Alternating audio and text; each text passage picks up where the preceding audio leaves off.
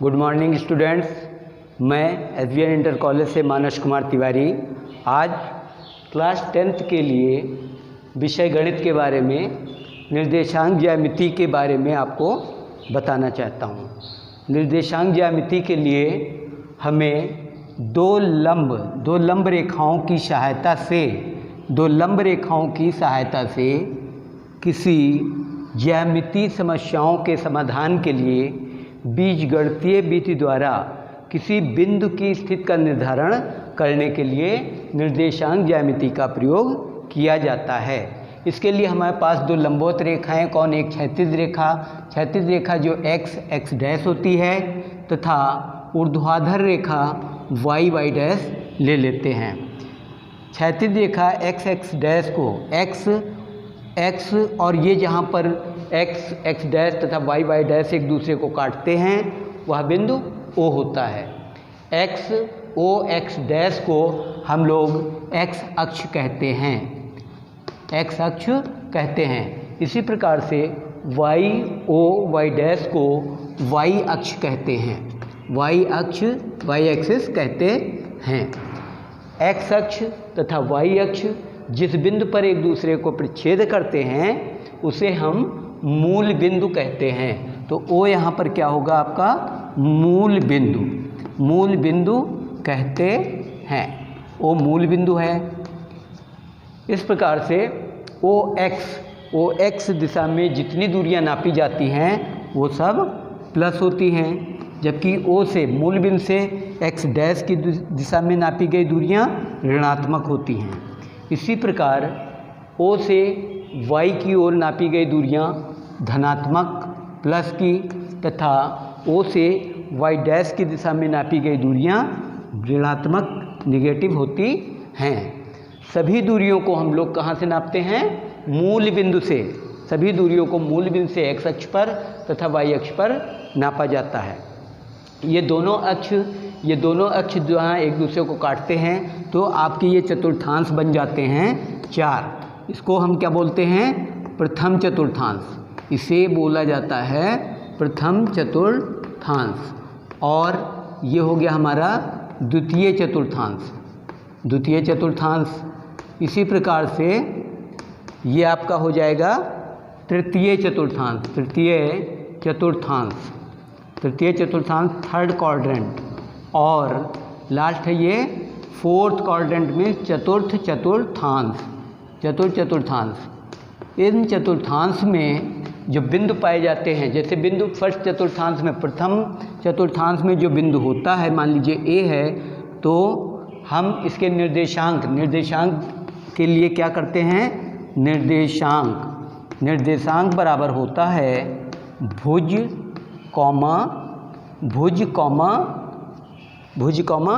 कोटि। ये निर्देशांक होता है। भुज किसे कहते हैं, मूल बिंदु से x अक्ष पर नापी गई दूरी को भुज कहते हैं। इसी प्रकार मूल बिंदु से y अक्ष पर नापी गई दूरियों को हम क्या बोलते हैं, कोटि कहते हैं। तो भुज कोट मिलकर के किसी बिंदु के क्या बनते हैं, निर्देशांक बनता है। अगर हमारा कोई बिंदु A जैसे मान लेते वो प्रथम चतुर्थांश में है तो उसके लिए भुज प्लस होता है और कोट भी प्लस होता है। क्यों, आप देख रहे हैं OX की दिशा में प्लस, OY की दिशा में प्लस, तो भुज भी प्लस और कोट भी प्लस होता है। अगर हमारा कोई पॉइंट B द्वितीय चतुर्थांश में स्थित है तो उसके लिए भुज जो होता है वो माइनस होता है और कोटि जो होगा वो प्लस होता है। इसी प्रकार देखेंगे तृतीय चतुर्थांश में अगर कोई बिंदु हमारा है C, तृतीय चतुर्थांश में कोई बिंदु C है तो तृतीय चतुर्थांश के लिए भुज की वैल्यू देखेंगे, भुज का मान माइनस निगेटिव हो गया और कोट भी माइनस होता है, तो माइनस। और चतुर्थ चतुर्थांश में स्थित कोई बिंदु D है तो उसके लिए भुज की वैल्यू प्लस तथा कोटि की वैल्यू माइनस होती है। तो इस प्रकार से ये हम समझ लेते हैं जब, तो किसी बिंदु की स्थिति के बारे में बताया जा सकता है। जैसे एग्जाम्पल के लिए अगर हम पूछें कि -3,6 किस चतुर्थांश में स्थित है, -3,6 किस चतुर्थांश में स्थित है, तो आप देख रहे हैं इसका भुज माइनस और कोटि प्लस है, तो ये किस चतुर्थांश में स्थित होगा, द्वितीय चतुर्थांश में स्थित है, द्वितीय चतुर्थांश में स्थित है। इस तरह से हम लोग बिंदु की स्थिति का पता लगा सकते हैं कि वो किस चतुर्थांश में होगा। इसके बाद हम आते हैं पॉइंट कि यदि कोई बिंदु P है, जैसे वो x अक्ष पर स्थित है, x अक्ष पर कोई बिंदु P स्थित है, तो x अक्ष पर स्थित होने के कारण उसका कोटि का मान क्या होता है, 0 होता है, कोटि 0 होगा। तो P के निर्देशांक का रूप क्या होगा, x, 0, यानी कि x अक्ष पर स्थित बिंदु का कोटि क्या होता है या y निर्देशांक 0 होता है। इसी प्रकार से यदि कोई बिंदु Q y अक्ष पर स्थित है, तो y अक्ष पर स्थित बिंदु का भुज क्या होता है, 0 होता है, भुज 0 होता है और कोटि y ले लिया, तो y अक्ष पर स्थित बिंदु के निर्देशांक का फॉर्म क्या होता है, रूप क्या होता है, 0, y। तो इस तरह से हम ये बातें जान लेते हैं। अब हमें देखना है कि अगर कोई रेखा x अक्ष के लंबवत खींची जाती है, कोई रेखा x अक्ष के लंबवत खींची जाती है, तो वो क्या प्राप्त हो जाती है, y अक्ष के समांतर होती है, यानी कि x अक्ष के लंबवत खींची गई रेखा y अक्ष के समांतर होती है। अगर हम बात करें कि y अक्ष के लंबवत खींची गई रेखा, ये रेखा कहाँ खींची गई है, y अक्ष के लंबवत, ये y अक्ष है, इसके लंबवत रेखा खींची गई है, तो y अक्ष के लंबवत खींची गई रेखा x अक्ष के समांतर होती है। तो इस तरह से हम लोग ये बातें इस क्वाड्रेंट के से समझ लेते हैं। इसके बाद आते हैं दो बिंदुओं के बीच की दूरी। तो दो बिंदुओं के बीच की दूरी के लिए सूत्र क्या है, माना दो बिंदु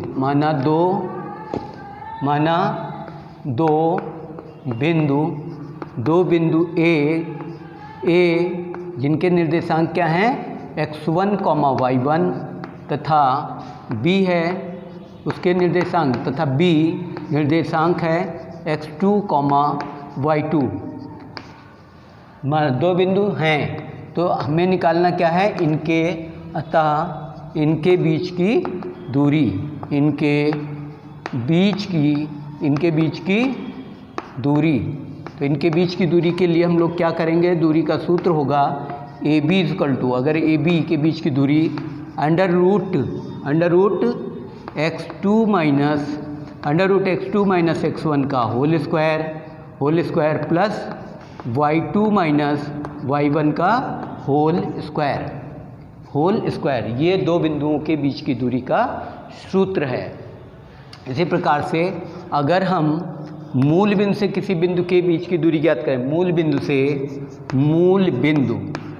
बिंदु के निर्देशांक हमें मालूम है, मूल बिंदु के निर्देशांक होते हैं 0, 0 से बिंदु A उसके निर्देशांक क्या हैं, x1, y1 के बीच की दूरी, तो इनके बीच की दूरी को कैसे बताएंगे हम लोग, दूरी बराबर होता है डायरेक्ट फार्मूला अंडर रूट, बिंदु ये दिया है तो x1 का स्क्वायर प्लस y1 का स्क्वायर प्लस y1 का स्क्वायर।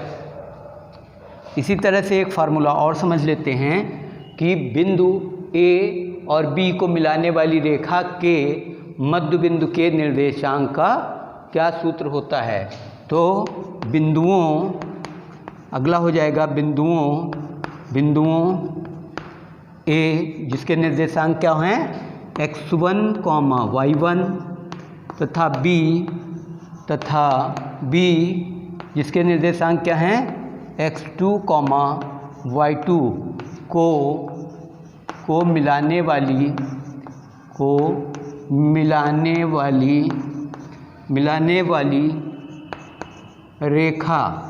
वाली रेखा के किसका निर्देशांक? मध्य बिंदु के निर्देशांक, मिड पॉइंट के निर्देशांक आपको फाइंड करने हैं, मध्य बिंदु के निर्देशांक। तो मध्य बिंदु के निर्देशांक का हमारा फार्मूला होता है, क्या होता है? बराबर हो जाता है क्या? x1 प्लस x2 बटे 2, y1 प्लस y2 अपान 2। इस तरह से ये आपका जो दो बिंदु हैं ए यहाँ पर है और बी यहाँ पर है, और इनके जो मिलाने वाली रेखा का जो मध्य बिंदु होगा, मान लीजिए P, तो P के निर्देशांक x, y का मान जो ज्ञात करना होता है, उसके लिए फार्मूला क्या यूज करते हैं? x1 प्लस x2 अपान 2, y1 प्लस y2 अपान 2। ये मध्य बिंदु के निर्देशांक ज्ञात करने के लिए करते हैं। अब हम आपको बताते हैं कि बीच की दूरी कैसे फाइंड करते हैं। तो उसके लिए क्वेश्चन ले लेंगे। क्वेश्चन हम लोग ले लेंगे बीच की दूरी निकालने के लिए कि -7, -3 क्वेश्चन 1 है, -7, -3 तथा दूसरा बिंदु क्या है? -7, -3 तथा -5, -11, -5, -11 के बीच की दूरी ज्ञात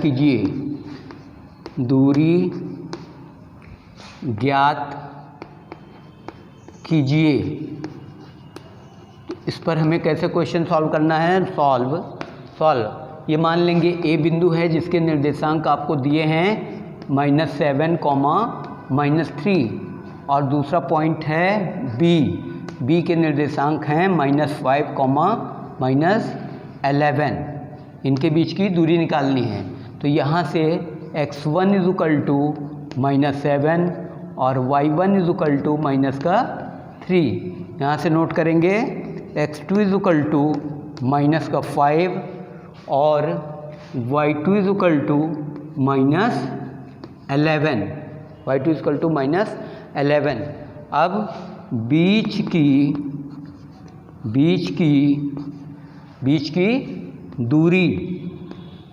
की दूरी बराबर, बीच की दूरी AB फार्मूला लिखिए। फार्मूला क्या होता है?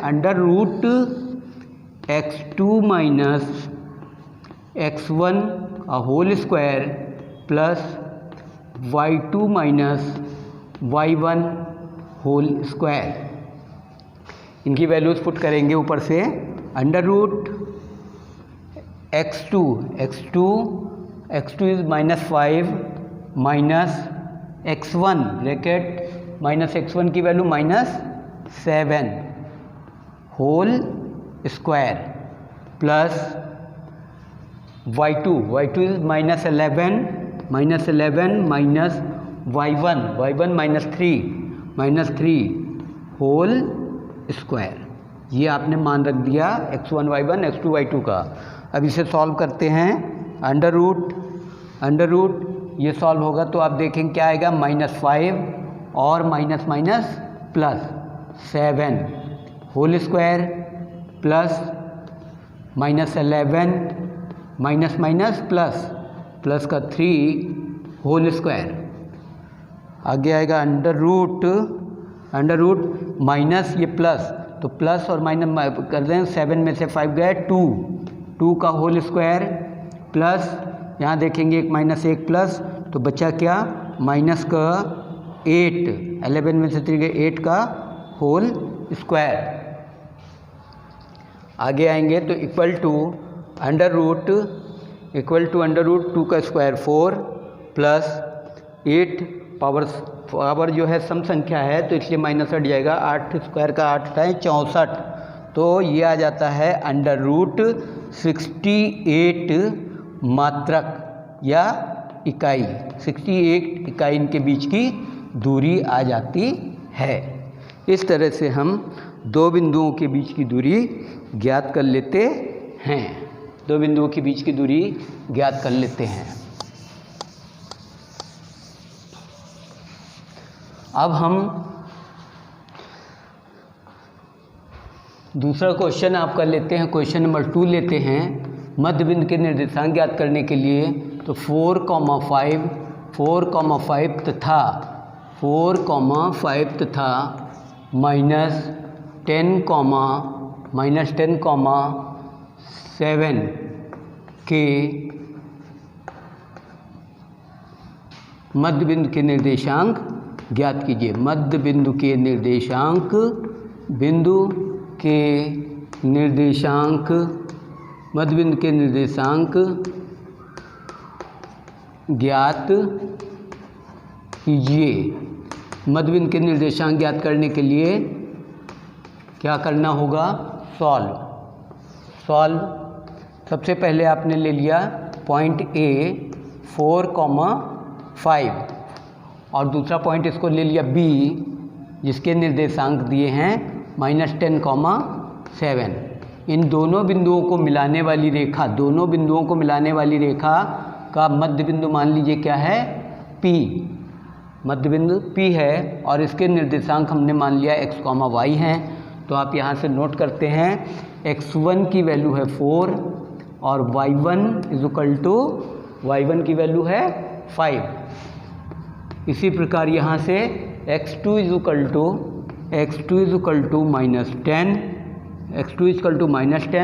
और y2 है 7। तो ये आपने वैल्यू नोट कर लिए। अब मध्य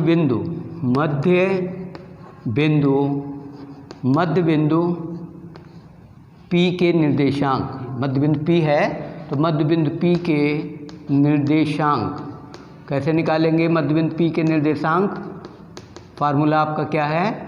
फार्मूला है मध्य बिंदु P के निर्देशांक निकालने के लिए क्या है? x1 प्लस x2 अपान 2 y1 प्लस y2 अपान 2। ये आपने सूत्र लिख दिया।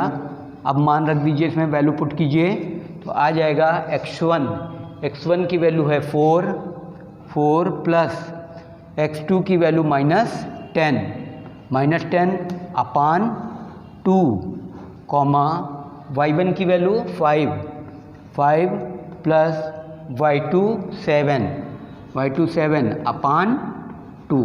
ये आपने मान रख दिया, देख करके मान रख दिया। x1 y1 x2 y2 के वैल्यूज पुट कर दिए। अब यहाँ पर आ जाता है 4 प्लस -4 -10 अपान 2 इधर आ जाएगा 5 और 7 मिलके 7 5 12/2। अभी एक स्टेप और आना है। ये बच्चा हमारा माइनस का 10 में से 4 गया माइनस का 6 अपान 2 और ये बच्चा है 2 1 कम 2 2 6 12। तो ये आ गया 6/1। कहने का मतलब ये हो जाएगा 2 से भाग कर देंगे माइनस का 3 2 3 6 2 1 कम 2 2 3 6 3 -3,6। तो मध्य बिंदु के निर्देशांक आ जाते हैं 3 -3,6। मध्य बिंदु के निर्देशांक -3,6। इस तरह से आपने मध्य बिंदु के निर्देशांक ज्ञात कर लिए। अब नेक्स्ट बारी आती है आपकी, तो बीच की दूरी का फार्मूला लगा के आपने बीच की दूरी निकाल ली।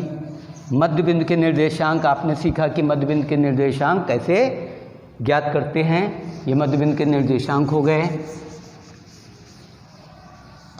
अब आप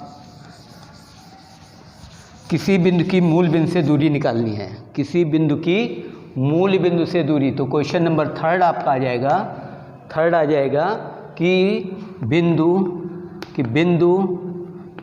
-3,5 की मूल बिंदु से दूरी ज्ञात कीजिए। मूल बिंदु से मूल बिंदु से दूरी मूल बिंदु से दूरी ज्ञात कीजिए। ये आपको बताना है कि मूल बिंदु से दूरी कैसे ज्ञात करेंगे। तो आपने नोट कर लिया, इसमें क्या दिया है आपको, दिया है एक बिंदु मान लीजिए ए है। ए के निर्देशांक क्या दिए हैं, -3,5 और मूल बिंदु के निर्देशांक क्या होते हैं, 0,0। तो आप इसको डायरेक्ट भी लगा सकते हैं और वरना यहाँ से x1, y1, x2 और y2 ये आपने वैल्यूज ले लिए, x1, y1, x2, y2। तो b मूल बिंदु से दूरी का मान लीजिए d है, मूल बिंदु से दूरी आपका d है। तो फार्मूला आपके पास एक तो डायरेक्ट है कि x1² प्लस y1², और दूसरा फार्मूला क्या था, x2 माइनस x1 का whole square plus y2 minus y1 whole square. तो यहाँ मूल बिंदु के जो निर्देशांक होंगे 0,0 वो हम अपने आप लेंगे। और अब वैल्यूज जब पुट करते हैं इसमें मान रखने पर देखते हैं x2 की वैल्यू क्या है, x2 की वैल्यू 0 माइनस x1 की value -3 whole square plus y2 की वैल्यू 0 माइनस y1 की वैल्यू 5 और इतने का होल स्क्वायर। तो इस तरह से ये आपका आएगा माइनस प्लस, यानी कि 3 का होल स्क्वायर और प्लस ये 0 - 5 -5 का होल स्क्वायर। इसको सॉल्व करेंगे तो 3 का स्क्वायर हो गया आपका 9 और प्लस 5 का स्क्वायर हो गया 25। इसका मतलब √34 इकाई, तो मूल बिंदु से इस बिंदु की दूरी कितनी आ गई, √34 इकाई। मूल बिंदु से इस तरह से हम लोग इसकी दूरी ज्ञात कर सकते हैं। अब इसके बाद हम दिखाते हैं कि कोई बिंदु, दिए हुए 3 बिंदु संरेख हैं या नहीं। दिखाएंगे कि दिए हुए 3 बिंदु कोलिनियर, संरेख कैसे दिखाते हैं, कोलिनियर है। ऐसे 3 बिंदु जो एक ही लाइन पर, एक ही रेखा पर स्थित होते हैं क्या कहलाते हैं, संरेख कहलाते हैं। तो हमें बताना है संरेख, कोलिनियर संरेख, कोई दिए हुए 3 बिंदु संरेख कब कहलाते हैं, दिए हुए 3 बिंदु संरेख होते हैं, कब होते हैं, जब तीनों बिंदु एक ही रेखा पर स्थित हों तो वो क्या कहलाते हैं, संरेख कहलाते हैं, कोलिनियर कहलाते हैं। तो हमें ये दिखाना होगा कि दिखाइए कि तीनों बिंदु कैसे हैं, संरेख हैं। अगर वो अलग स्थित हैं, जैसे A और B एक ही रेखा में स्थित हैं, एक ही लाइन में स्थित हैं, और C आपका कहाँ है, इधर है, तो ये क्या कहलाएंगे, ये संरेख नहीं हैं, ये संरेख नहीं हैं। जबकि संरेख कौन सा होगा, जब तीनों बिंदु एक ही रेखा पर स्थित हों तो वो संरेख कहलाते हैं। अब दिए हुए 3 बिंदु संरेख हैं या नहीं, इसके लिए क्या करते हैं, दिए हुए 3 बिंदु संरेख हैं या नहीं, इसके लिए सूत्र हमारा बनता है क्या, कि अगर हम AB के बीच की दूरी निकाल लें, AB के बीच की दूरी प्लस BC के बीच की दूरी निकाल लें, BC, और ये बराबर हो जाए अगर A से लेकर C तक के बीच की दूरी, तो हम कहेंगे कि ये हुए तीनों बिंदु संरेख हैं। तो संरेख सिद्ध करने के लिए हमें क्या करना होता है, A से B के बीच की दूरी निकाल लेंगे, फिर B से C के बीच की दूरी निकाल लेंगे, और A से C के बीच की दूरी, और AB प्लस BC कर लेंगे। अगर वो AC के बराबर आ जाता है तो हम कहेंगे दिए हुए 3 बिंदु संरेख हैं। तो आपको बिंदु दिया है, जैसे आपको बिंदु दिया है, क्वेश्चन हम बताते हैं। बिंदु दिया है आपको 1, -1, 1, दूसरा बिंदु आपको दिया है 5, 2, और तीसरा बिंदु आपको दिया है 9, 5 तथा 9, 5 संरेख हैं या नहीं। ये दिए हुए 3 बिंदु संरेख हैं या नहीं, ये आपको बताना है। हमने क्या बताया था आपको 3 बिंदु हैं, तो सबसे पहले क्या करना होगा, माना हमने कि a बराबर क्या है, a बराबर है 1, -1 और b बराबर है, मान लीजिए दिया है दूसरा बिंदु b = 5, 2 और तीसरा बिंदु मान लीजिए c है 9, 5। तो ये हो गया आपका x1 y1 x2 y2। तो इस तरह से x1 y1 है। अब हमें निकालना है AB के बीच की दूरी। तो AB के बीच की दूरी निकालने के लिए ये हमारा होगा x1 y1, ये हो जाएगा x2 y2। तो AB के बीच की दूरी निकालने के लिए अंडर रूट फार्मूला हमारे पास क्या है, x2 - x1 का whole square plus y2 - y1 का होल स्क्वायर, ये हमारे पास फार्मूला है। तो AB कैसे निकला, AB = हो जाएगा under root x2 5 -x1 1 whole square plus y2 2 -y1 -1, y1 क्या है -1 का होल स्क्वायर। कैसे सॉल्व होगा, सॉल्व करते हैं। देखिए 5 - 1 बचा क्या, 4 का स्क्वायर प्लस इसको सॉल्व करेंगे 2 प्लस 1 होल स्क्वायर। तो यह आ जाता है हमारे पास 4 का स्क्वायर 4 चौक 16 प्लस 3 का whole square under root 16 plus 9 तो 16 प्लस 9 हो जाता है अंडर रूट 25 का बाहर आएगा तो AB = आ जाएगा 5, AB = 5 इकाई आ गया। तो A और B के बीच की दूरी आ गई। अब हमको निकालना होगा BC। तो B के निर्देशांक हैं आपके पास 5,2 और C के निर्देशांक हैं 9,5। ये आपका हो गया x1, ये हो गया y1, ये है x2 y2। तो आपको निकालना है अब BC के लिए बीच की दूरी x2 - x1 whole square plus y2 - y1 whole square. अब हम इनमें वैल्यूज पुट कर दें।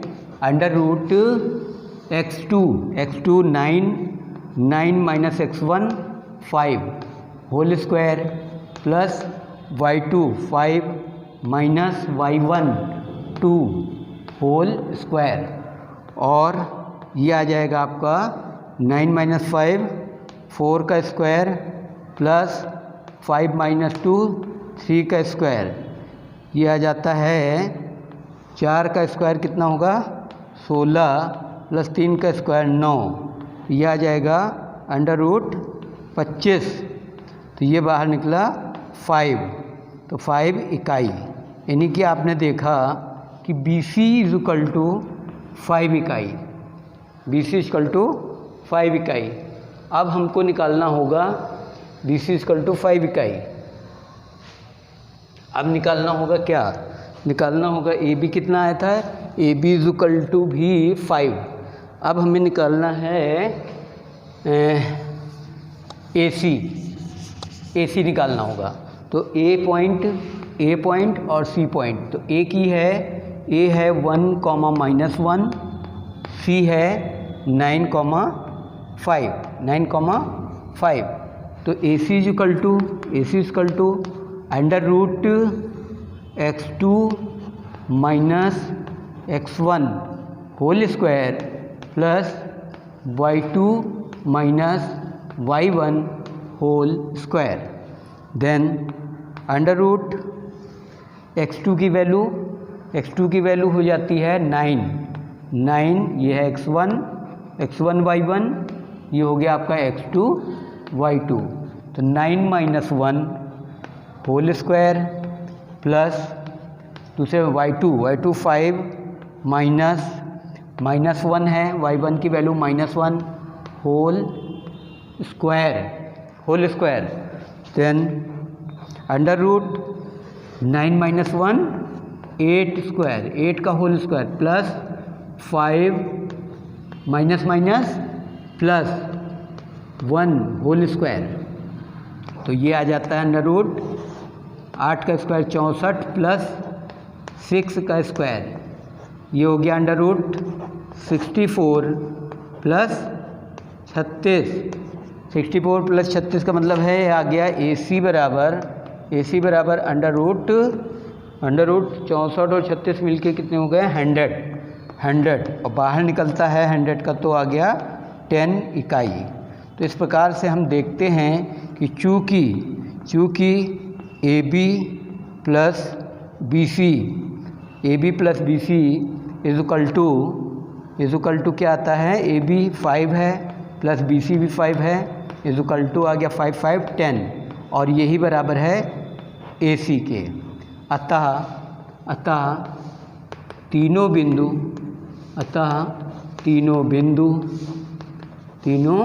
बिंदु कौन कौन से A, B तथा C क्या हैं, संरेख हैं। हमने दिखा दिया कि संरेख हैं। कैसे दिखा दिया, हमने दिखाया कि AB plus BC is equal to AC, तो तीनों बिंदु संरेख हैं। तो किसी दिए हुए तीन बिंदु को संरेख दिखाने के लिए बीच की दूरी वाले फार्मूले से हम लोग क्या करते हैं, AB की बीच की दूरी निकालेंगे, फिर BC के बीच की दूरी निकालेंगे और लास्ट में AC के बीच की दूरी, और दिखा दें कि अगर AB plus BC equal to AC तो कह देंगे कि तीनों बिंदु संरेख हैं। अगर ऐसा नहीं होता है तो दिए हुए तीनों बिंदु संरेख नहीं हैं। इस तरह से हम लोग कोलिनियर संरेख प्रूफ करने के लिए कौन सा फार्मूला यूज करते हैं, बीच की दूरी वाला। अब बीच की दूरी वाले फार्मूले से हम लोग और देखेंगे, बीच की दूरी वाले फार्मूले से हम लोग ये चेक करेंगे कि दिए हुए हमें त्रिभुज के बारे में जैसे दिया है कि दिया हुआ त्रिभुज विषमबाहु सिद्ध करने के लिए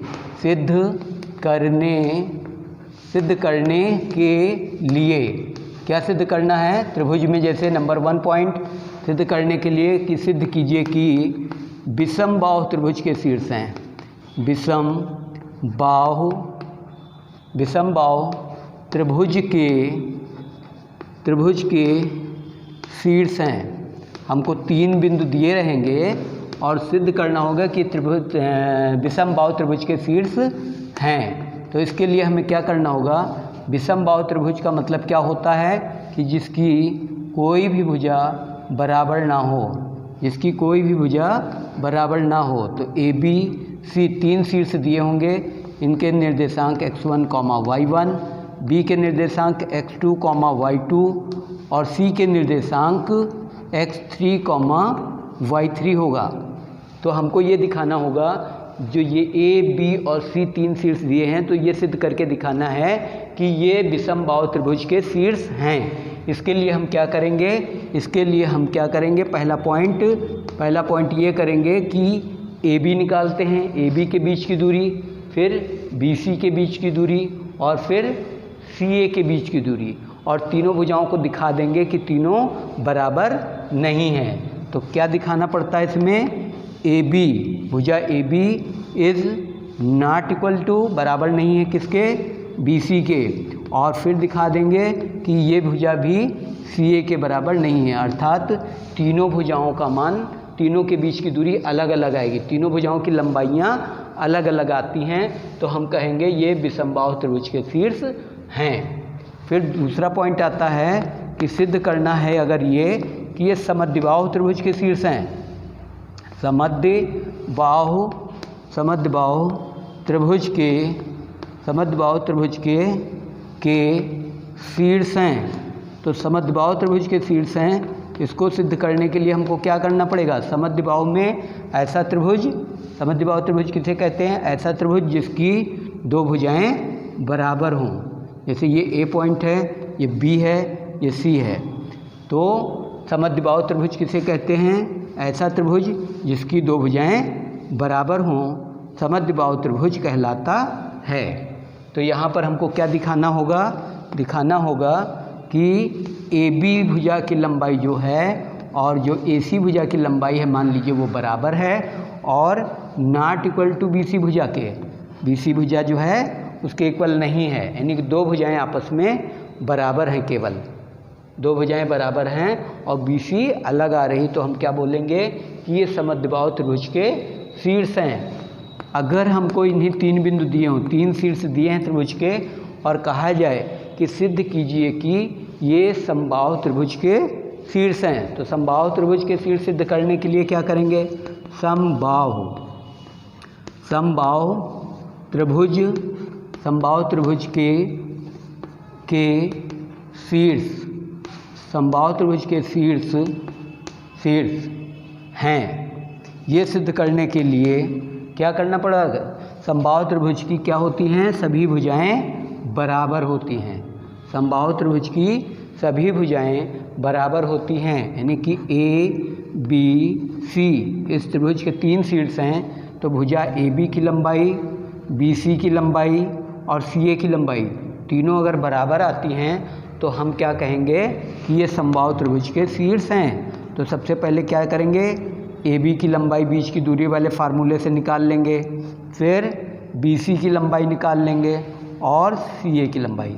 देखेंगे कि अगर तीनों बराबर आते हैं तो हम क्या कहेंगे कि दिए हुए तीन बिंदु समबाहु त्रिभुज के शीर्ष हैं। तो बीच की दूरी वाले फार्मूले को लगा करके हम सिद्ध कर सकते हैं कि दिया हुआ जो बिंदु है वो विषमबाहु त्रिभुज के शीर्ष हैं, कि समद्विबाहु त्रिभुज के शीर्ष हैं, या समबाहु त्रिभुज के शीर्ष हैं।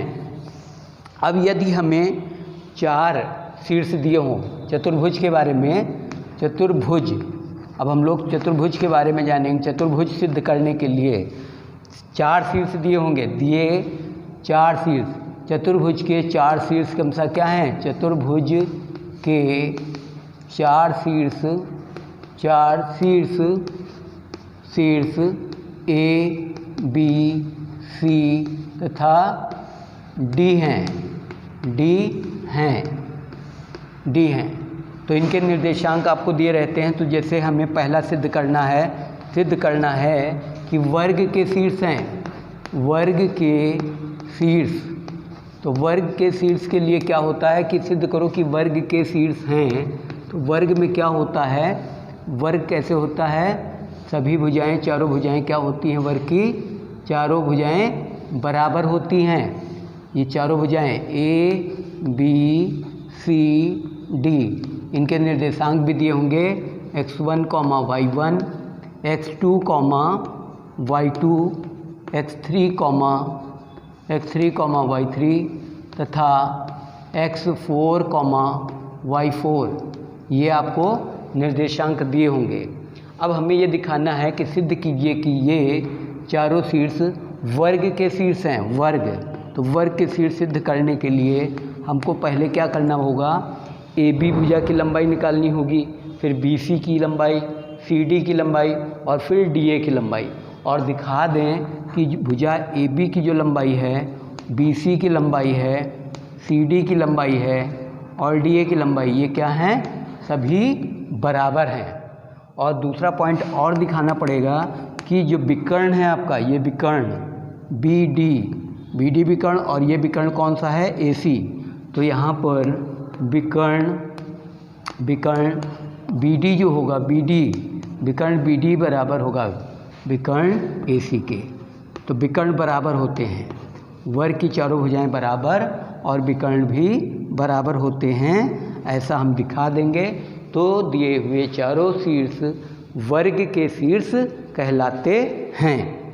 अब हमें आते हैं दूसरा पॉइंट है मान लीजिए समचतुर्भुज के शीर्ष बताने के लिए, समचतुर्भुज के शीर्ष सिद्ध करने के लिए क्या करेंगे? शीर्ष हैं, समचतुर्भुज के शीर्ष हैं, ये सिद्ध करने के लिए समचतुर्भुज क्या होता है? ऐसा चतुर्भुज जिसकी चारों भुजाएं बराबर होती हैं, ऐसा चतुर्भुज जिसकी चारों भुजाएं बराबर होती हैं, A B C D, A B B C C D चारों भुजाएं बराबर होती हैं, लेकिन इनके क्या होते हैं, विकर्ण बराबर नहीं होते हैं।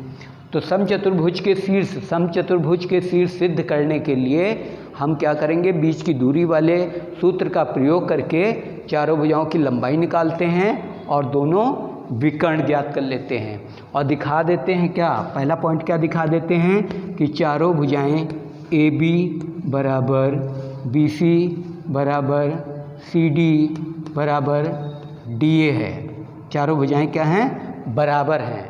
और दूसरा पॉइंट क्या दिखाना पड़ता है, दूसरा पॉइंट दिखाएंगे कि इसका विकर्ण जो बी डी, विकर्ण क्या है, ये विकर्ण बी डी बराबर नहीं होता है, किसके, विकर्ण ए सी के। तो इनके विकर्ण आपस में बराबर नहीं होते हैं।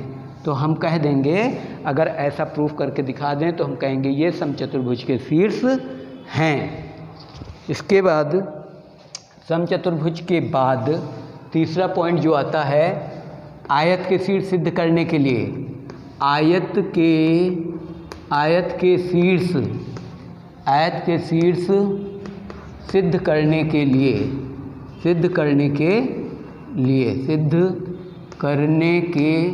लिए ये आयत के शीर्ष हैं या नहीं, इसके लिए क्या करना होता है, तो हम जानते हैं आयत की प्रॉपर्टीज़ क्या होती है, कि आयत की प्रॉपर्टीज़ ये होती है कि आमने सामने की भुजाएं बराबर होती हैं। आयत की आमने सामने की भुजाएं यानी कि ए बी सी डी एक आयत है, तो इनके शीर्ष x1 y1, x2 y2, x3 y3 और x4 y4 दिए रहेंगे निर्देशांक। हम देखते हैं कि आमने सामने की भुजा ए बी और डी सी बराबर होगी तथा ए डी और बी सी बराबर होगी। ये तो आमने सामने की भुजाएं बराबर होती हैं, और इनका जो विकर्ण होता है, विकर्ण बी डी और विकर्ण ए सी, ये भी क्या होता है, बराबर होता है। तो पहला पॉइंट हो गया आपका आयत सिद्ध करने के लिए आमने सामने की भुजा, तो भुजा ए बी बराबर भुजा डी सी, भुजा ए बी बराबर भुजा डी सी तथा बी सी बराबर ए डी। तो ये आमने सामने की भुजाएं बराबर हो गई। दूसरा पॉइंट क्या दिखाना पड़ता है, दूसरा पॉइंट दिखाना पड़ता है कि इनके विकर्ण, तो विकर्ण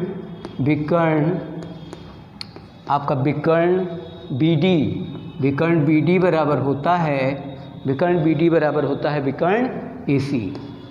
तो अगर इतने दोनों पॉइंट हम दिखा दें तो हम कहेंगे दिए हुए शीर्ष आयत के शीर्ष हैं। अब एक पॉइंट और है आपका लास्ट, चौथा है कि समचतुर्भुज के शीर्ष सिद्ध करने के लिए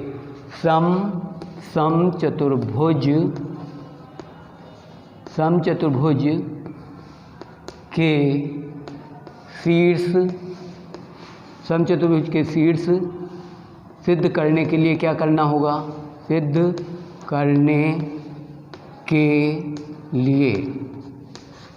समचतुर्भुज के शीर्ष सिद्ध करने के लिए तो समचतुर्भुज कैसे होगा आपका, समचतुर्भुज की मतलब है कि इसमें भी क्या होता है, आमने सामने की भुजाएं बराबर होती हैं, यानी कि ए बी सी डी ये चार शीर्ष हैं, तो आमने सामने की भुजा ए बी बराबर होगी डी सी के और ए डी बराबर होगी बी सी के, और इनके विकर्ण जो होते हैं, विकर्ण बी डी और ये विकर्ण ए सी, ये बराबर नहीं होते हैं। तो समचतुर्भुज के शीर्ष सिद्ध करने के लिए आप पहला पॉइंट क्या दिखाओगे कि आमने सामने की भुजा बराबर होगी, यानी कि भुजा ए बी बराबर भुजा डी सी और तथा भुजा बी सी बराबर ए डी। ये तो आपने दिखा दिया आमने सामने की भुजा बराबर है। और दूसरा पॉइंट क्या दिखाएंगे आप इसमें, दूसरा पॉइंट दिखाएंगे कि इसका विकर्ण B D is not equal to, इसका विकर्ण बी डी जो होता है वो विकर्ण ए सी के बराबर नहीं होता है, विकर्ण AC और BD बराबर नहीं होते हैं। तो ये समचतुर्भुज के शीर्ष सिद्ध करने के लिए हमें ये 2 पॉइंट दिखाने होते हैं। तो हम इनके बीच की दूरी का फार्मूला √x2 - x1 का whole square plus y2 - y1 का होल स्क्वायर का फार्मूला यूज करके भुजाओं की लंबाई ज्ञात कर लेते हैं, और ये जो पॉइंट्स हैं इनसे हम दिखा देते हैं, प्रूफ कर देते हैं कि ये वर्ग के शीर्ष हैं या नहीं, समचतुर्भुज के शीर्ष हैं या नहीं, आयत के शीर्ष हैं या नहीं, और समचतुर्भुज के शीर्ष है या नहीं। तो मेन फार्मूला होता है इनमें बीच की दूरी का। अगर आपको इनकी प्रॉपर्टीज़ मालूम, इनके गुण मालूम हैं, तो आप इनके गुण को प्रूफ करके आप दिखा सकते हैं कि ये आयत के शीर्ष हैं कि नहीं, वर्ग के शीर्ष हैं या नहीं। और इसी के साथ आज का ये समाप्त करते हैं। धन्यवाद सभी लोग ध्यान से, मुझे उम्मीद है कि सभी लोगों ने बहुत अच्छे से समझा होगा, अच्छे से पढ़ा होगा। Thank you.